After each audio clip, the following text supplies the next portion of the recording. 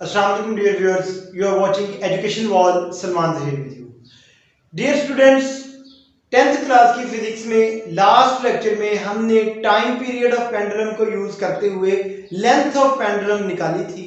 आज उसी सेशन को मजीद कंटिन्यू करते हुए दूसरा इंपॉर्टेंट प्रॉब्लम डिस्कस करेंगे हम चैप्टर नंबर 10 का simple harmonic motion and waves वाला चैप्टर है जी हमारे पास। प्रॉब्लम नंबर 10 है, दी मोस्ट इंपॉर्टेंट प्रॉब्लम है।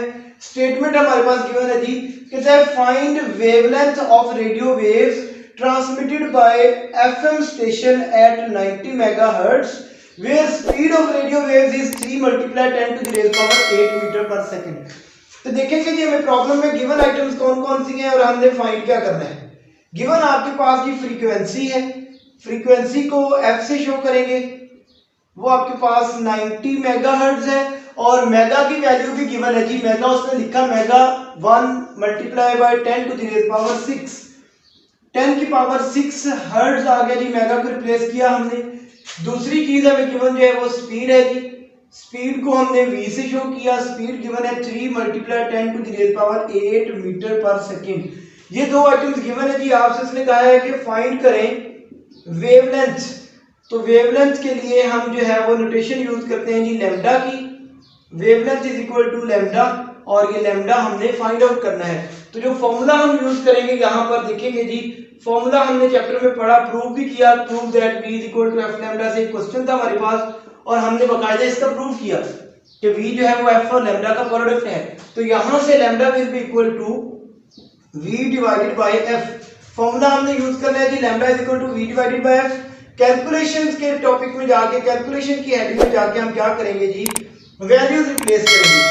स्पीड हमें गिवन है 3 multiply 10 to the raise power 8, जबकि फ्रीक्वेंसी गिवन है 90 multiplied by 10 to the raise power 6। ठीक है जी, lambda is equal to v by f formula हमने यूज किया। कैलकुलेशन के हेडिंग में आए हम, यहां पर हमने इनकी वैल्यूज को रिप्लेस किया।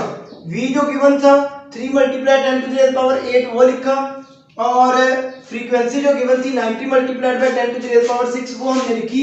नेक्स्ट लैम्डा हमारे पास आएगा जी 3 मल्टीप्लाइड बाय 10 की पावर 8, पावर 6 नीचे प्लस है जी, ऊपर जाएगी तो पावर माइनस हो जाएगी और 90 एज इट इज आ जाएगा। ये बन जाएगा जी 3, 8 में से 6 माइनस करें 10 की पावर 2 ओवर 90। अब 10 की पावर 2 जो है 100 होता है, 100 मल्टीप्लाइड बाय 3 300 बन गया। 300 को हमने 90 पे डिवाइड कर देना है जी, एक 0 से 0 कैंसिल होगी। सिंपल 30 को 9 पे डिवाइड करेंगे। जब हम 30 को 9 पे डिवाइड करेंगे तो हमारे पास जो आंसर आएगा वो 3.3 मीटर आ जाएगा जी वेवलेंथ लैम्डा। अब चूंकि वेवलेंथ है, लैम्डा लेंथ है, लेंथ का स्टैंडर्ड यूनिट हम यूज करेंगे मीटर। ये था जी इंतहाई सिंपल प्रॉब्लम, लेकिन एग्जामिनेशन पॉइंट ऑफ व्यू से इंतहाई इंपॉर्टेंट प्रॉब्लम है।